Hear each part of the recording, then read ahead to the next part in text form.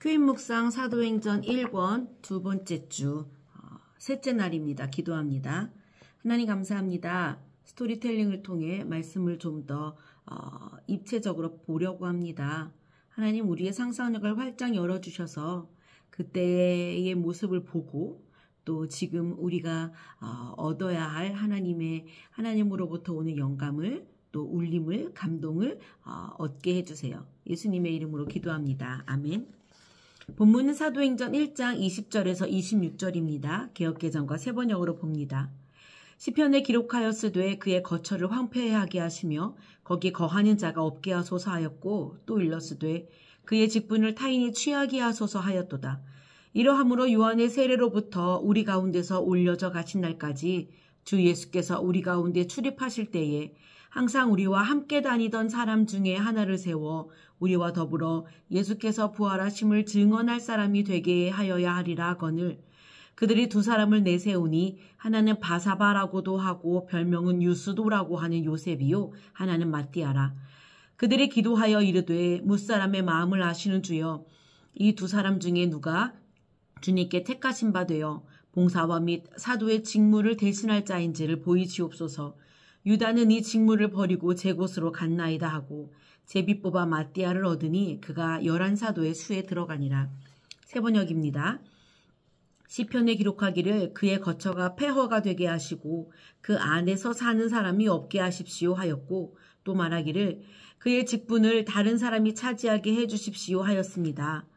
그러므로 주 예수께서 우리와 함께 지내시는 동안에 곧 요한이 세례를 주던 때로부터 예수께서 우리를 떠나 하늘로 올라가신 날까지 늘 우리와 함께 다니던 사람 가운데서 한 사람을 뽑아서 우리와 더불어 부활의 증인으로 삼아야 할 것입니다.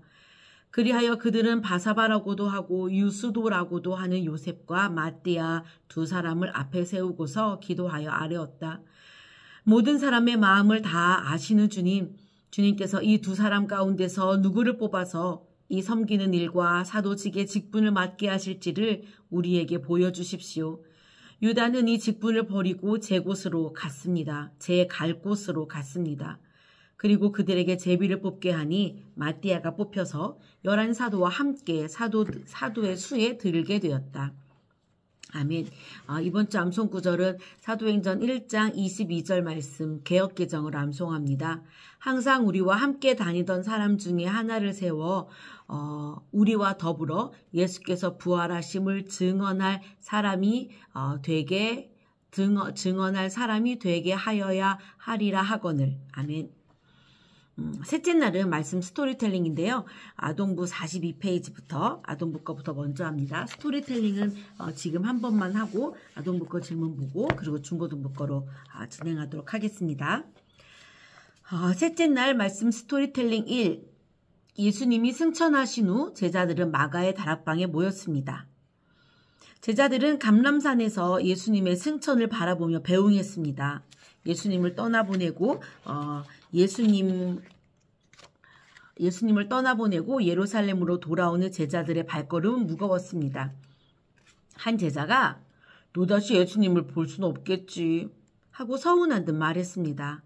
그러자 다른 제자가 어깨를 토닥이며 그래도 예수님이 다시 오겠다고 말씀하셨잖아 하고 위로해 주셨습니다. 또 다른 제자도 나도 예수님이 승천하셔서 마음이 허전하지만 우선 예수님의 말씀을 따라야겠지 하고 말했습니다. 한 나이 많은 제자가 맞아, 우리 모두 허전한 마음을 버리고 예수님 말씀대로 예루살렘을 떠나지 말고 오직 기도에 전념하자 고 말하자 모두들 예, 그렇게 합시다 고 말하면서 서둘러 마가다락방으로 갔습니다. 자그마한 다락방에는 120여 명의 사람이 모여들었습니다. 예수님의 제자들뿐 아니라 예수님의 어머니 마리아와 예수님의 동생들 그리고 평소에 예수님을 가까이서 따르던 사람들이 있었습니다. 그들은 한마음이 되어 하나님 아버지여 저희들이 주님의 명령대로 예루살렘을 떠나지 않고 기도하오니 하나님 아버지가 약속하신 것을 내려주시옵소서 하고 열심히 기도하였습니다. 열심히 기도하던 중 베드로가 갑자기 벌떡 자리에서 일어나 사랑하는 형제들이여 우리와 같이 형제처럼 다니던 가룟 유다는 예수님을 팔아먹었습니다 라고 말하자 사람들은 배반자! 가룟 유다! 하고 소리쳤습니다. 여러분 진정하세요. 그는 죗값을 받았습니다. 그는 나무에 목을 매었지만 줄이 끊어져 곤두박질 쳐서 배가 터져 창자가 나와 죽었습니다. 그 인간은 그렇게 죽어도 싸지 싸! 지금 저는 가룟 유다의 죄를 묻자는 것이 아닙니다. 주님께서 우리에게 증인이 되라는 큰 일을 맡기셨는데 유다 대신에 같이 일할 사람을 뽑아야 할 것 같습니다. 그곳에 모인 사람들은 맞아. 주님이 맡긴 일을 같이 할 사람이 필요하지. 그렇다면 어떻게 한 사람을 뽑지? 라면서 고개를 갸우뚱하였습니다. 사도들은 한 사람의 사도를 뽑기 위해 어떻게 해야 할까요? 자, 아동부 44페이지부터 시작합니다. 이야기를 읽고 깨닫거나 느낀 점을 말해보세요. 가룟 유다가 어떻게 죽었는지를 조금 더 상세하게 기록하고 있지요. 너무 적나라하게 얘기해서 막 머릿속에 상상이 돼서 그런 게 징그럽게 느껴지기도 했어요. 그리고 제자들이 같이 모여서 서로의 이야기들을 나누며 또 상의하는 그런 모습, 누가 대장이 있는 것은 아니지만 서로의 생각을 자유롭게 얘기할 수 있는 것도 되게 분위기가 좋은 것 같다는 생각도 들었고요. 자, 3번 문제 볼까요? 예수님의 승천을 바라본 제자들의 마음은 어땠을까요? 슬플 거라고만 생각하지 말아야겠다는 생각이 들었어요. 예수님이 다시 오겠다고 약속하셨고 그리고 예수님이 한 약속은 언제나 다 이루어졌거든요. 그러니까 그 약속을 반드시 지키실 거라는 기대가 생겼을 것 같아요. 사도들은 어떤 마음으로 기도했을까요?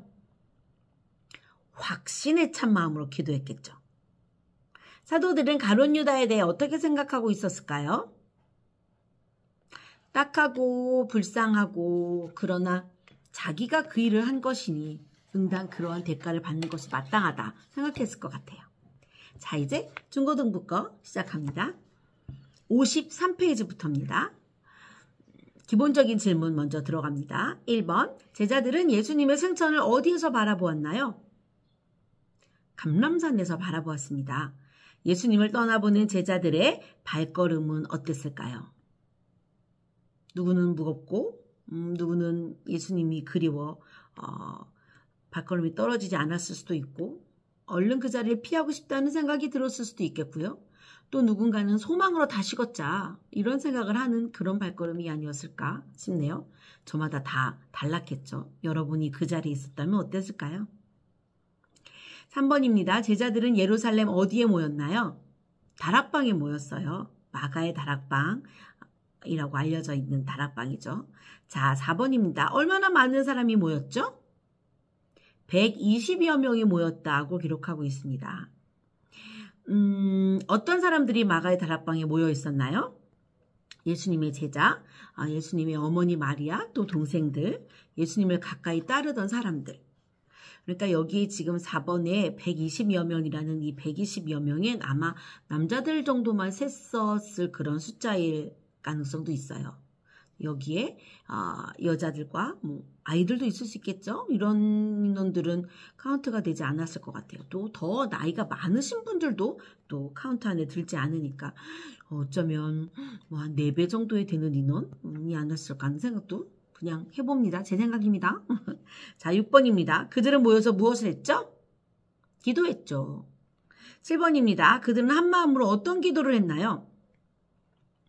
주님께서 가시면서 명령하신 게 있잖아요. 예루살렘을 떠나지 말고 너희들은 약속하신 바 그것을 받을 때까지 기도해라. 그러니까 주세요라고 기도했겠죠. 자, 54페이지입니다. 8번. 유다는 어떻게 죽었나요?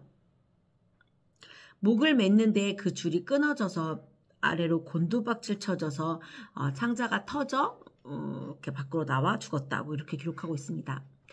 9번입니다. 베드로는 무엇을 제안했죠?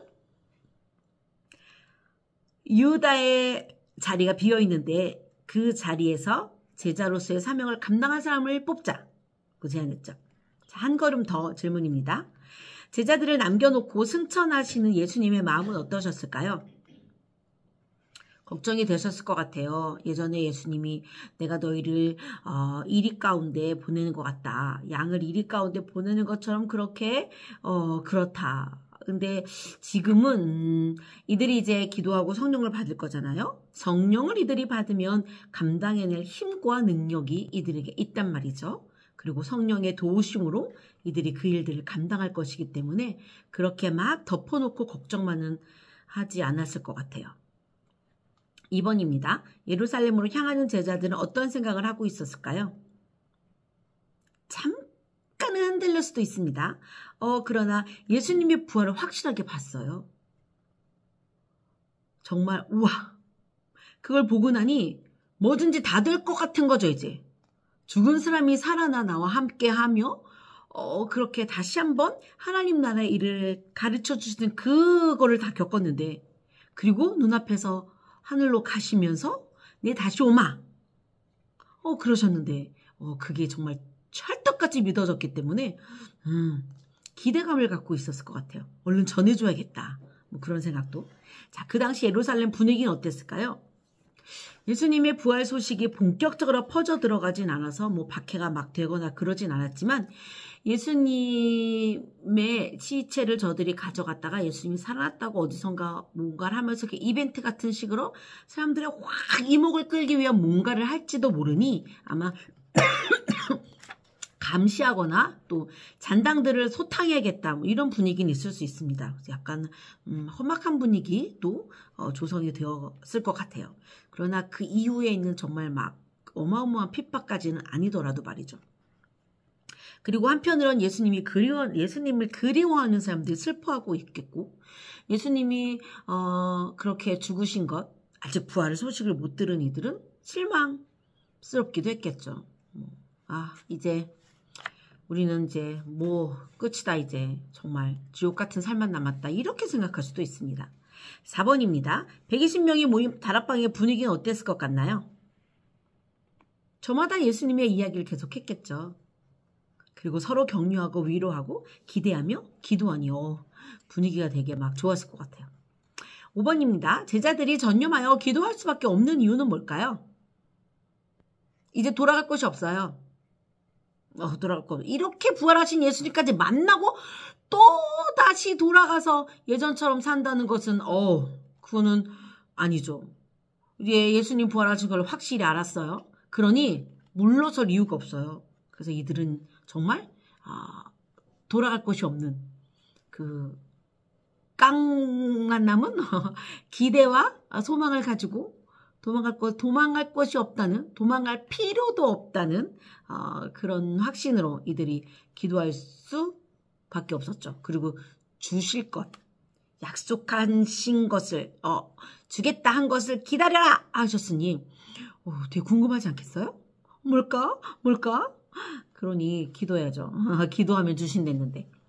6번입니다. 그들이 하나님 아버지가 약속하신 것을 내려주시옵소서 라고 간절히 기도한 이유가 뭘까요? 주실 때까지 기도하라고 하셨거든요. 그러니까 기도해야죠. 명령이었잖아요. 순종하며 기도해야죠. 다른 방법을 알려주셨으면 그 다른 방법을 계속 했었을 거예요. 자, 7번입니다. 가룟 유다의 죽음에 대해 그들은 어떤 생각을 하고 있었을까요? 누군가의 죽음이기에 안 슬플 수는 없죠. 그리고 같이 있었고 잘 알고 지냈고 추억들 있잖아요. 그렇지만 그건 가룟 유다가 자기가 한 선택이에요. 그렇게 하지 않을 수 있었으나 그는 그 선택을 했죠.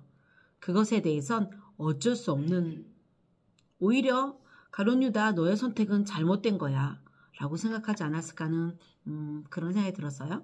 8번입니다. 베드로는 어떤 심정으로 가룟 유다 대신에 사도 한 사람을 뽑자고 제안했을까요?